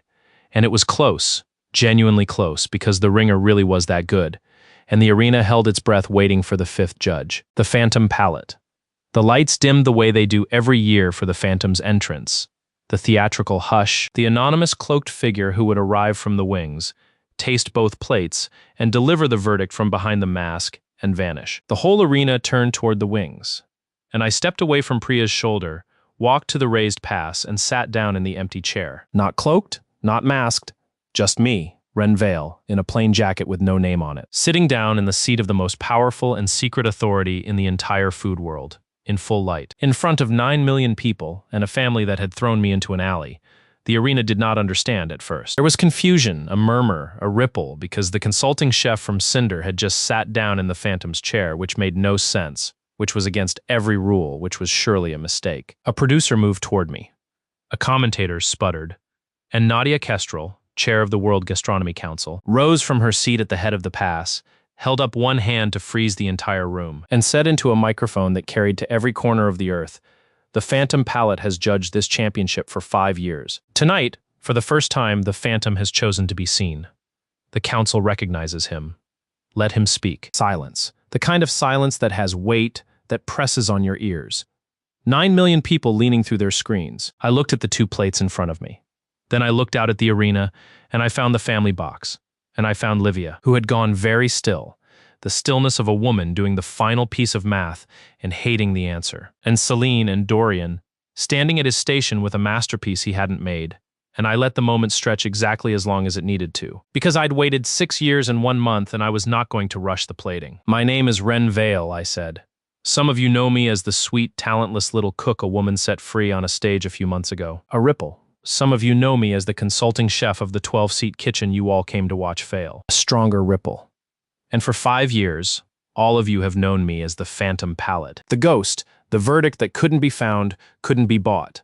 I looked directly at Livia, though not, I understand, for lack of trying. Livia's stillness broke. It broke into something I'd never seen on her face in 12 years, which was fear without a plan behind it. Fear with no math left. Now, before I deliver a verdict, I said, there's a small matter of authorship because this is a competition of chefs, and a verdict on a dish is worthless if we don't know whose hands made it. I picked up Dorian's plate, the ringer's masterpiece, and I turned it slightly in the light, admiring it honestly because it deserved honest admiration. This is a beautiful dish, truly. Whoever made it is a serious talent.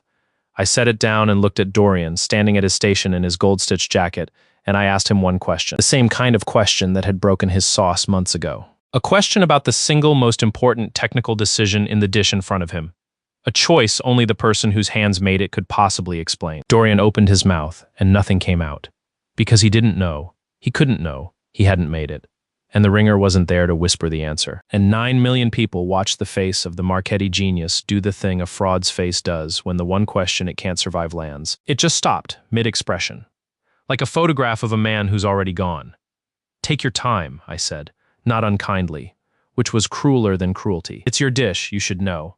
He didn't. Everyone watched him not know. And into that silence I did the thing I'd been saving. The thing I'd built the shoebox and the account and the whole patient war toward. I laid it out. Clean. Dated. Merciless. He can't answer, I said, because he didn't make it. A chef was hired in secret to create this dish and drill Mr. Pike to present it. I know this because I know everything that happens in a kitchen. It's the one thing I've always been good at, whatever my ex-wife told you. I let a beat pass.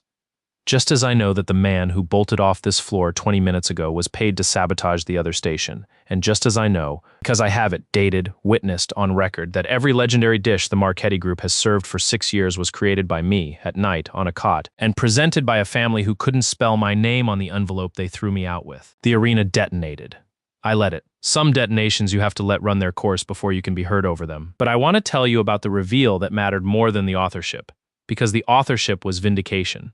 And vindication is sweet, but it wasn't the knife. The knife was still coming, because Livia, in the box, even now, even here, Livia was already recalculating. I could see her doing it. A ruined genius reputation, a caught cheat, a public humiliation, all survivable in Livia's mind. If the empire still stood, if the money still flowed, if $40 billion of legacy could absorb the scandal and rebuild. She was already reaching for the survival she'd reached for her whole life. The empire itself, the thing she owned, the ground under her feet. So I took the ground. There's one more thing, I said, and something in my voice changed and the arena quieted, because animals know when the real predator finally speaks. For 6 years, while I cooked in the dark, I did one other thing with the money you paid me to keep me quiet. I bought. I let it hang. Slice by slice, through a holding vehicle 3 countries away that your investors have spent the last month failing to crack. I bought the debt. I bought the equity. I bought the ground your empire is standing on. I found Livia's eyes, and I did not let them go. The Marchetti Group does not belong to the Marchetti family. It hasn't for some time. It belongs to me, the invisible creditor you've been terrified of, the one you couldn't find, couldn't buy, couldn't outmaneuver, is the man you threw in an alley. And that debt tranche you scrambled to cover last month? That was me knocking, just to see if you'd hear it. You could have heard a whisk drop in that arena. I own it, Livia, I said quietly, and quiet carried further than any shout in that silence. The restaurants, the name, the ground, all of it. You've been running my company for me badly for years, and now the whole world knows it. At the exact moment your survival depended on winning a championship you tried to steal, in front of a fund that is watching you get caught. And then, because there is a rhythm to these things, and the verdict was still owed, and I am, whatever else I am, a professional, I turned to the 2 plates, the truth and the fraud. And I delivered the verdict I'd have delivered even if none of the rest were true. Because the Phantom Palette has never once been wrong, and I wasn't about to start for the sake of drama. On the food alone, blind, judged as the Phantom Palette always judges, I said, the winner of this year's World Gastronomy Championship is the kitchen that made this plate. I set my hand beside Priya's dish, the aged component. The argument you lose gratefully, the truth built by a blackballed girl the Marchettis had tried to bury 6 years ago. Cinder. Chef Priya Anand, because it's better. Not because of anything I've said tonight, because when I tasted it blind before I sat down before any of this, it was simply undeniably the better dish. That's the only thing the Phantom has ever judged, and it's the only thing I judged tonight. Priya Anand, blackballed, broke, furious, brilliant Priya put her hand over her mouth and did not cry, because she'd sworn she wouldn't, and then cried anyway, because some victories earn the tears, and Bruno crossed the floor and wrapped her in his tree-root arms. And the 12-seat kitchen that the whole internet had come to watch fail stood in the center of the World Gastronomy Championship, holding the only trophy that had ever mattered to any of us. And across the arena, in the family box, an empire came apart in real time. Because the sovereign fund, the money that was supposed to save the Marchettis, that only ever flowed to the winner, was watching all of it. Watching Dorian fail to name his own dish. Watching the saboteur bolt. Watching the family that needed this win get caught cheating to steal it. Exposed as frauds by the very ghost they'd tried to buy, on the very stage where their survival was decided. The fund's representatives, seated discreetly in the crowd, did not need a meeting to make their decision. You could see it happen from the pass, the quiet closing of a folio, the standing up, the leaving. The money didn't flee. The money simply, decisively walked, the way money does when the story it was buying turns out to be a fraud caught on live television. And I sat in the Phantom's chair, in a plain jacket with no name on it, and I watched the family that threw me in an alley lose the food, lose the trophy, lose the money, lose the story, and as the ownership of every restaurant they thought was theirs resolved, in the mind of every person watching, into a single name that was mine, lose the ground itself. Livia Marchetti, who does math when she's afraid, sat in her box with nothing left to calculate. Celine Marchetti, who set me free on a stage, watched the man she'd freed sit in judgment over everything she'd stolen and finally understood. 6 years too late on the biggest stage there is, in front of the whole watching world. Exactly what she'd thrown away. And Dorian Pike stood at his station beside a masterpiece he hadn't made, in a jacket with his name in gold, and had absolutely nothing to say, which was, at long last, the truest thing about him. I'd told Bruno it would be slow and public and that they'd help me do it without knowing. It had taken 6 years to build and 1 night to serve, and it wasn't even finished, because a reveal is not a downfall. A reveal is just the moment the audience learns the truth. The downfall, the groveling, the ruin, the part where they finally understand what they threw away and have to live in the understanding. That comes after, in the cascade, when the people who prop them up turn and run and there's no one left to lie to. That part I was going to watch, every second of it. But first, I had a chef to celebrate, a trophy to hand to the right hands, and a room to walk out of. I stood up from the Phantom's chair. I never sat in it again. Here is a thing nobody tells you about burning an empire to the ground. The fire is fast, but the collapse is slow, and the slow part is where the real satisfaction lives. The reveal takes a night. The ruin takes weeks. And I watched every day of it the way Bruno watches a stock reduce, patiently, without stirring too much, letting it become exactly what it was always going to be. It started before I'd even left the arena. The 3 of them, the 3 arrangements Celine had spun her fake life out of, ended up, through the pure comedy of circumstance, in the same backstage corridor within 20 minutes of the verdict, and none of them had known about the others. That was the part Celine had been proudest of. Over the years, keeping the 3 men in 3 separate boxes, each believing he was the exception. Caspian Rogue, the media man, already gutted, already a grudge, come backstage to watch the family that had spent him finally get spent themselves. Marcus Thorne, the money man, come to physically confirm that his investment was now legally owned by a stranger he'd spent a month failing to identify. And Dorian Pike, the front man, the one she'd actually wanted, wandering off the floor in his gold-stitched jacket with the hollow expression of a man who'd just discovered on live television that he couldn't name his own food. They collided in that corridor, and in the chaos, the shouting, the accusations, the recriminations flying in every direction, the boxes broke. Rogue, furious and loose-tongued, said something about everything I did for her. Thorne, nervous and precise, said something about the arrangement. Dorian, stupid and gutted, said the wrong name at the wrong volume. And the 3 of them stood in that corridor and did the math, each of them in real time, and arrived at the same answer, that they had never been the exception, that there had been 3 of them, that the woman they'd each thought they were quietly winning had been playing all 3, plus a genius on a cot the entire time. Mila got it on tape, because of course she did. She'd learned from watching me that quiet people wait for the biggest possible room, and she'd been waiting her whole career for this exact corridor. She didn't leak it. She didn't have to. 3 powerful, humiliated men who've just learned they were interchangeable to the same woman do not require a leak. They require only proximity to a phone, and there were 9 million of those pointed at the general vicinity of the Marchetti collapse. By morning, the corridor was its own scandal, separate from the championship, separate from the ownership. A pure human story that the internet devoured with the specific glee it reserves for the powerful discovering they were disposable. Rogue walked. Thorne walked. Dorian had nowhere to walk to, which we'll get to. And Celine Marchetti, who had built a fortress out of 3 men and a lie. Watched all 3 men leave through the same door in the same hour, each of them furious, none of them looking back. One strand of her web at a time, I'd told Priya weeks ago, is how you take a spider apart. But I'll be honest, at the end, they came apart all at once, and it was better than I'd planned, because I hadn't planned it. They did it to themselves. I'd only made sure they were all in the same corridor when the truth arrived. The 2 men who'd walked out of that corridor didn't get to walk quietly into the rest of their lives either, because I'd learned something from 6 years of watching Livia. You don't just remove people, you make sure the removal teaches the industry a lesson. So I let the market do to them what they'd tried to do to me. Caspian Rogue's whole empire had been built on one thing: the belief that his machine was honest, that when a rogue outlet called you a genius or a fraud, it meant something. He'd spent that belief on Livia's smear, and the delivery invoice had caught him, and now the finals revelations finished the job. Because it turned out that a media mogul who'd run a bought lie against the man who now owned $40 billion of the industry was a media mogul his advertisers no longer wanted to be seen near. They fled quietly, the way advertisers do, one logo at a time. His awards ballots, once the most coveted in food, became a punchline. Nobody wants a prize from a machine that's been proven for sale. Within a season, the man who'd decided who was a genius couldn't get his own calls returned, and the empire of influence he'd spent 30 years building came apart the way influence always does once people stop being afraid of you. All at once, and then completely. I didn't lift a finger, I just made sure, through a word here and there, that everyone remembered exactly what he'd done and for whom. The industry took it from there. Marcus Thorne got the investor's version, which is quieter, and to a man like Thorne, worse. He'd built his whole career on being the smart money, the one who saw the play before the room did. And the entire industry had now watched him pour anchor money into an empire that turned out to be a fraud propped up by a fake genius, missing for a full month that the real owner was an invisible man he couldn't identify, and then losing his nerve at exactly the moment that made him look both disloyal and slow. Smart money that gets seen being dumb money stops being able to raise the next fund.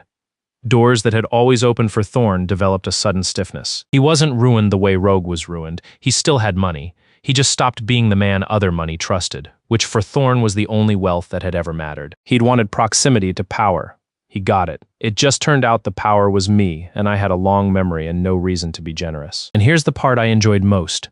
Quietly, weeks later, the same food press that had spent a Tuesday calling me a thief, that had flooded the internet with Rogue's bought smear, now had to reckon with the fact that they'd been played, that they'd handed their credibility to a lie and gotten caught by a delivery invoice and a live broadcast. The verdict on the whole affair, when the industry finally rendered it, wasn't kind to anyone who'd carried water for the Marchettis. Careers built on that access quietly ended. The retrospectives got written by the few writers who'd stayed honest, including that young critic, the one who'd asked Dorian the question that broke the first sauce, who was now, deservedly, the most trusted voice in food because she'd been the one person the whole time who kept asking the obvious question nobody with a paycheck wanted answered. I made sure she never wanted for a story again. Loyalty like that, in an industry like this, is rarer than a third star, and I've always paid for the rare ingredient. The family turned on itself next, and that was the part I'd deliberately set up. Because a family that eats its own is a family that saves you the trouble. Tobias went first, and Tobias went smart in the rat-like way of a man who'd spent his whole life being overlooked and had finally found the one moment where being overlooked was an advantage. While his mother and sister were drowning in the corridor scandal, Tobias quietly, publicly, tearfully, came forward, positioned himself as the one honest Marchetti, the son who'd always been uncomfortable with the family's treatment of Ren, who'd cooperated fully with the truth. It was a nauseating performance. It was also tactically correct. He separated himself from the sinking name early enough to keep a lifeboat exactly as I'd let him believe he could. He didn't get to be a hero, but he got to not drown, which for a man like Tobias was the only victory he'd ever really been playing for. I let him have it. A rat that leaves early is a rat that stops being my problem, and his testimony had already done its work. I'll tell you where Tobias landed, because it's the most fitting thing that happened to anyone in this whole affair. He kept his lifeboat, a mid-level job at one of the restaurants. Kept on because I keep everyone who cooks or serves, and Tobias, to his credit, could at least run a floor. But that's all he got. Not a name over a door, not a stake, not the vindication he'd spent his whole overlooked life imagining. He got to keep being exactly what his family had always made him. The Marchetti nobody remembers, now working in a building that used to bear his name and no longer did, under an owner who'd once slept on a cot in that same company's commissary. He'd spent 30 years resenting that he wasn't the important child. And in the end, the universe granted his wish with the precision of a genie who hates you. He became important to no one, permanently and safe. Some people you don't have to ruin. You just have to let them win the small thing they were always secretly playing for, and watch them realize too late how small it was. Livia did not get a lifeboat because Livia had never built one. She'd spent her whole life being the ship. And when the ship went down, she went with it, still doing math on the way under. She tried everything. She tried to challenge the ownership, but I'd built the vehicle to survive exactly that challenge. 6 years of clean, patient, unimpeachable acquisition, and her lawyers came back with the answer her own investors had already found. It was airtight. She tried to spin the cheating scandal, but you cannot spin a saboteur bolting on live television and a genius who can't name his own dish. Not when the whole world has already decided, correctly, what it watched. She tried to rally the family name, but the family name now belonged to me, literally on the paperwork. And the restaurants that bore it were mine to rename, which I did, one by one, over the following weeks. Watching the Marchetti letters come down off the buildings she'd spent a lifetime putting them up on. Aurelia I kept open. I gave it to Priya. She rebuilt the menu, the real menu, our menu, cooked by hands that understood it. And the third star came back within the year, this time with the right name on the card. And I want to stay on Priya for a moment, because if this were only a story about the people who lost, it would be a smaller story than the one I lived. Priya Anand had been blackballed at 26 by a family who couldn't stand that she was better than their daughter. And she'd spent 6 years running a 12-seat room on a wheezing walk-in and pure spite. Cooking food nobody with power would come taste because Livia had quietly made sure of it. When I handed her Aurelia, not lent, not partnered, handed, the deed in her name, because I'd learned what it does to a person to cook genius in someone else's spotlight, and I was not going to do to her what Celine did to me. She stood in the middle of that gleaming dining room for a long time and didn't say anything at all. Then she said, "You're sure?" Not a question so much as a door she was afraid to walk through. "It's yours," I said. "All of it. I own the company. You own this house. Those are different things, and I'm keeping them different on purpose. Because the whole point of what we just did is that the person who cooks the food gets the name on the card. I'm not going to be one more man who owns your kitchen." I handed her the keys. "Cook like it's yours, because it is. And when they come to review it, and they will, all of them, the ones who were too scared of Livia to come to Cinder, you don't cook for them. You make them cook up to you. You've earned that. You earned it 6 years ago, and nobody let you have it. Have it now." The reviews, when they came, were the kind chef's frame. The industry that had blackballed her fell over itself to rediscover her, which is the industry's favorite move. It loves nothing more than a genius it can pretend it didn't spend 6 years ignoring. Priya let them. She was gracious in public and merciless in the kitchen, which is exactly the right ratio.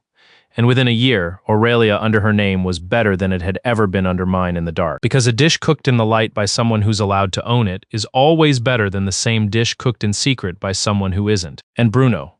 I have to tell you about Bruno, because a 71-year-old dishwasher who guarded a walk-in all night and stepped into a saboteur's path with a rack of clean plates does not go back to the dish pit, not on my watch, not ever again. I gave him the one thing he'd lost in a fire in Turin 40 years ago and never dared want again. A kitchen. Small. He insisted on small 12 seats because he'd fallen for Cinder's bones and refused to let the space become a nobody's storage unit once we'd moved up in the world. His name over the door. His stock, which is still, to this day, the single best thing I have ever put in my mouth, and I say that as the phantom palate retired. He cried when I told him. He'd deny it. He denies it still, loudly, whenever I bring it up, usually while pushing a bowl of broth at me and telling me I don't eat enough. But he cried. This ruined old man who'd spent 40 years at the bottom of other people's sinks, and he grabbed the back of my neck with one tree root hand and pulled my forehead to his and said, in that language of grunts and half-sentences we'd built on smoke breaks over 6 years, "You didn't have to." "I know," I said. "That's the whole point of doing it." Because here's the thing, the people who threw me in an alley never understood, the thing that was the actual difference between us the entire time. They thought power was what you took. Bruno taught me it's what you give to the people who were good to you before you had any. Livia took for 30 years and died irrelevant. I gave a kitchen to an old man and a name back to a blackballed genius. And I'd trade the whole $40 billion empire for either of those 2 moments before I'd trade it for anything Celine ever pretended to offer me. There was one scene I'd promised myself back on that first night in the alley, and I want to tell you about it because it was the only piece of the whole ruin I engineered purely for me. I'd told Bruno I wasn't going to fight them for the empire, that it was already mine, and I'd just let them keep polishing it until the day I walked in and turned on the lights. So a few weeks after the final, once the ownership had fully, unimpeachably resolved, I did exactly that. I walked into the Marchetti Group headquarters, my headquarters, on the paperwork, on the morning of the board meeting where Livia was making her last stand. Her final desperate pitch to a room of directors about how the family would rebuild, weather the scandal, survive. I didn't have an appointment. I didn't need one. You don't need an appointment to enter a building you own. The receptionist, who had watched me be thrown into an alley on live television, looked at me with the particular terror of someone who has just realized the entire hierarchy of her world has been quietly inverted, and she is standing at the front desk of it. I told her not to announce me. I like doing my own announcing. The boardroom had glass walls, because Livia loved to be seen presiding, and through them I could watch her working the room. The nerve, the certainty. The woman who'd built $40 billion out of exactly this ability to make frightened people believe her. She was mid-sentence, mid-rally, telling 12 terrified directors that the invisible creditor could be negotiated with, that no one simply seizes an empire this size, that the family had weathered worse. I opened the door. The sentence died in her throat the way the last one had on the stage, months ago. Except this time there was no stage, no cameras, no 9 million people to perform for. Just a boardroom. And 12 directors, and a mother who did math when she was afraid, watching the man she'd thrown away walk into the room she thought was hers and pull out the chair at the head of the table. Her chair, the one she'd presided from for 30 years. "Don't get up," I said, though she hadn't. "This won't take long. You can't." She started and stopped because we both knew I could, and the not being able to finish the sentence was the whole story of the rest of her life. I sat. I looked around the table at 12 directors who had spent years nodding along to a woman who'd stolen her genius from a cot in her own commissary, and I introduced myself formally, for the first time in that building, as the person whose name was on the controlling stake, the invisible creditor, the ghost from the final, the sweet, talentless little cook. I laid out without heat the state of things, that I owned it, that it was airtight, that the meeting they were holding to plan a survival was a meeting about a survival that was no longer theirs to plan. And then I did the one merciful thing. The thing that was crueler than mercy, which is that I gave them a future, just not one with Livia in it. "The company continues," I said. "The people who cook, the people who serve, the people who kept these restaurants alive while this family took the credit, they keep their jobs. The restaurants stay open, under new names, run honestly by people who can actually do the work." I turned to Livia. "There's a place for everyone in this room. Everyone who cooked, everyone who served, everyone who built." A pause, precise, final. "There's no place for you. You never cooked a thing in your life." She just stood at the pass and took the bow, and I'm afraid the pass is mine now. She looked at me across a table she'd owned that morning and no longer owned, and she reached, one last time, for the tool that had never once failed her, the math, the angle, the deal that gets her out. I watched her look for it. I watched her not find it. I watched the exact moment Livia Marchetti ran out of solutions in a glass room, in front of the 12 people who'd feared her most, and I felt the pot come off the heat. "Turn off the lights when you leave," I said. "Actually, no, leave them on. I'll be using them." She left. 12 directors watched her go, and not one of them stood. And that silence was the loudest verdict of the whole affair, because a board that won't rise for you is a board that has already buried you. I ran that meeting to its end. Then I went down to the kitchen, the old test kitchen, the one where I'd cooked in the dark for 6 years, and I turned on the lights, all of them. And I stood there for a while in a room I'd only ever known at night, now bright as noon, mine, finally, out loud. Then I went to find Priya, because a man can only stand in his own vindication for so long before it gets boring, and there was a restaurant to give away. Livia Marchetti ended the way people like Livia always end, not with a dramatic fall, but with a slow total irrelevance. The money gone, the name gone, the board that had once trembled at her now trembling at me, the industry that had once needed her favor no longer returning her calls. She was not jailed. Her crimes were the deniable kind, mostly, the spending and the credit stealing, and the quiet cruelties that don't have statutes. She was simply, comprehensively finished, a woman who'd built $40 billion out of nerve and other people's genius, left with neither. The last I heard, she was living in one of the few properties that had been in her own name rather than the company's doing, I imagine. The only thing she'd ever really known how to do, which is math, on a balance sheet that no longer had a solution in it. I felt, watching her end, exactly what I'd told Bruno I'd feel. Nothing. Not triumph. Not even satisfaction, really. Just the flat, clean quiet of a pot taken off the heat. She'd stopped being a problem I needed to solve, and so she stopped being anything to me at all, which is, I've come to think, the coldest fate you can hand someone who spent their whole life needing to matter. Dorian Pike lasted about a week as a public figure and then evaporated. The ringer, the secret chef hired to make his final dish, came forward because ringers always come forward once the money stops and the shame outlasts it, and confirmed everything. That Dorian couldn't cook, had never cooked, had been a face and a jaw and a jacket the whole time. The cookbooks got pulled, the endorsements got pulled, the magazine covers, once Rogue's machine turned on the family it had served, got replaced with unkind retrospectives about the fraud who fooled food. Dorian tried, briefly, to reinvent himself. A redemption tour. A tell-all, the usual. But you cannot rehabilitate a man whose entire crime was that he was empty, because there's nothing underneath to rebuild from. Last I saw, he'd taken a job as the face of a mid-tier kitchenware brand, smiling at a camera holding a pan he still didn't know how to use, which is, when you think about it, exactly where he'd always been, just with fewer stars on the wall behind him. Which leaves Celine. She found me one evening weeks after, at the mouth of the alley behind the commissary. The same alley she'd effectively thrown me into, though I'd walked out of that one on my own 2 feet. Aurelia was Priya's now. The name over the door changed. The kitchen finally honest, and I'd come by to drop off a case of the aged component for Priya's next service, because I still can't stop being a chef even when I've become the man who owns the restaurant. And Celine was waiting there. In the rain, because of course it was raining. The universe has no restraint when it comes to this kind of scene. She didn't look like the woman on the stage. That woman had been armored, the dress, the wobble, the practiced grief. This one was just a person the weather had gotten to, mascara gone. The careful performance washed off her the way a poorly built sauce separates under heat. Everything that had been held together in an emulsion of money and lies finally breaking down into its parts. She'd lost the color she used to wear like a weapon. She'd gone the pale, exhausted gray of a kitchen at the end of the worst service of its life. When the last ticket's finally down and there's nothing left but the wreckage and the smell. "Ren," she said, my name. Spelled right at last. In the way she said it, she'd learned apparently in the losing. "Please." And here's the thing, the audience of that stage would never have believed months ago when she set me free to their applause. I let her talk. I stood there in the rain and I let Celine Marchetti say everything she'd come to say. All of it. The whole grovel. Because I'd earned the right to hear it and she'd earned the shame of saying it, and those two things belonged together. She told me she'd been wrong.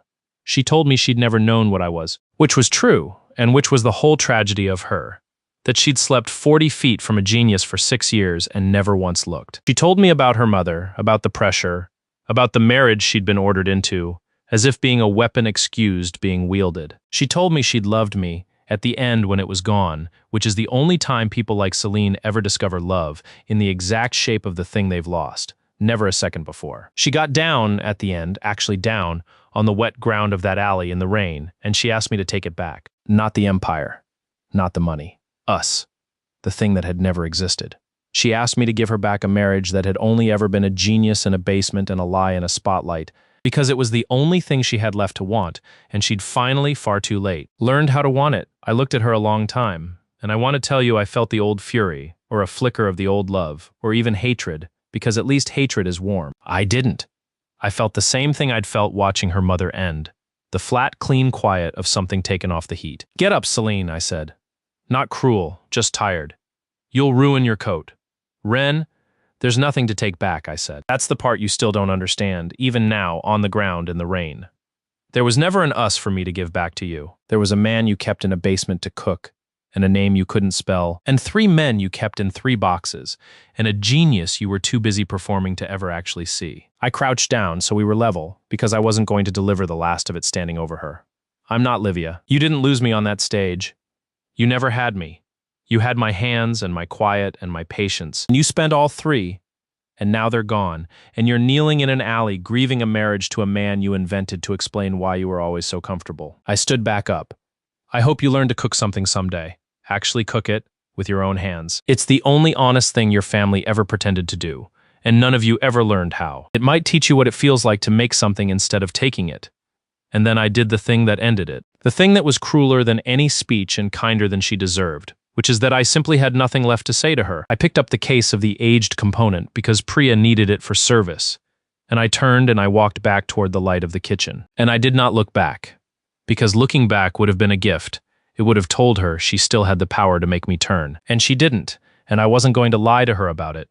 Not even with my shoulders. She called my name once more into the rain, and I kept walking.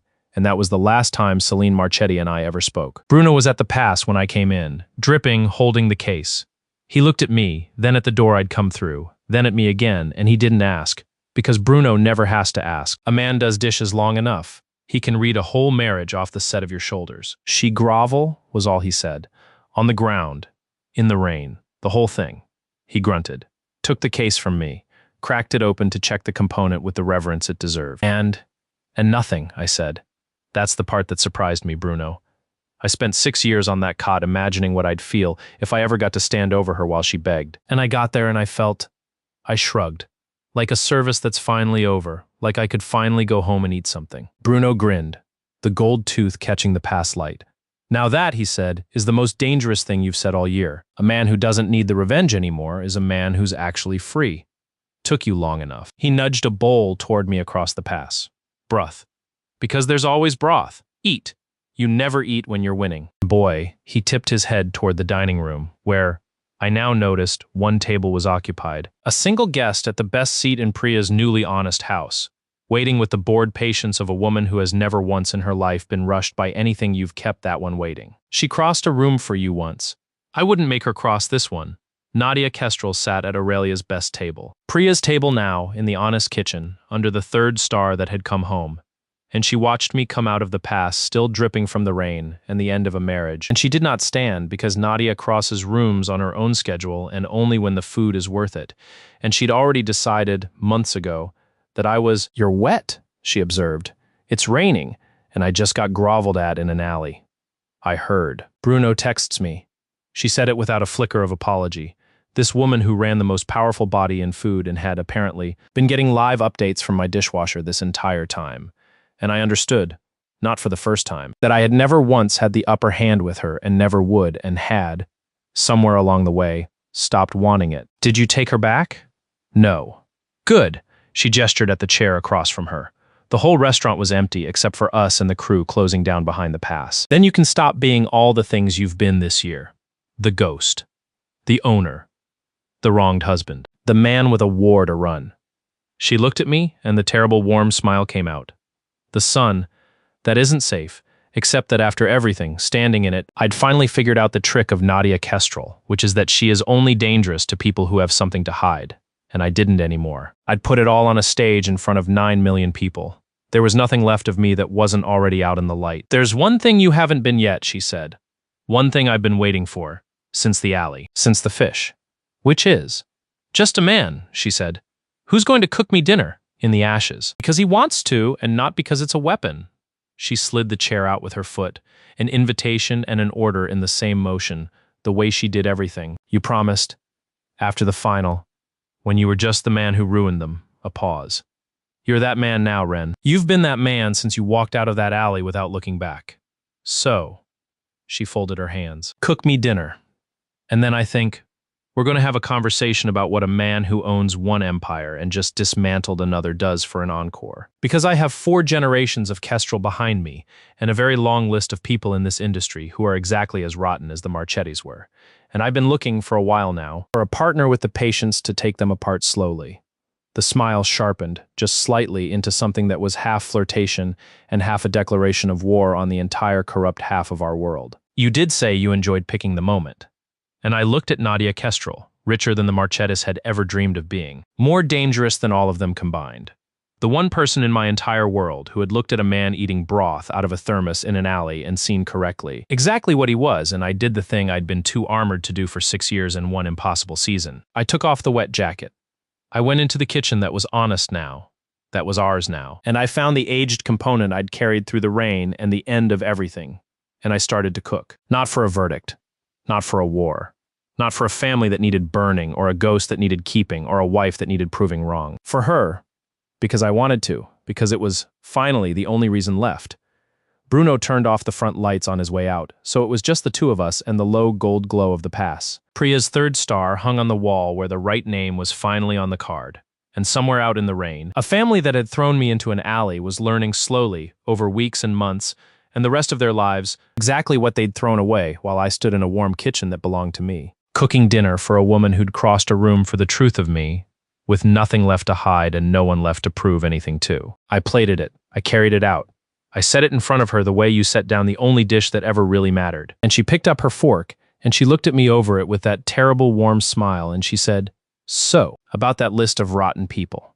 I sat down across from her, in the ashes, in the warm. Tell me who's first, I said. And she did.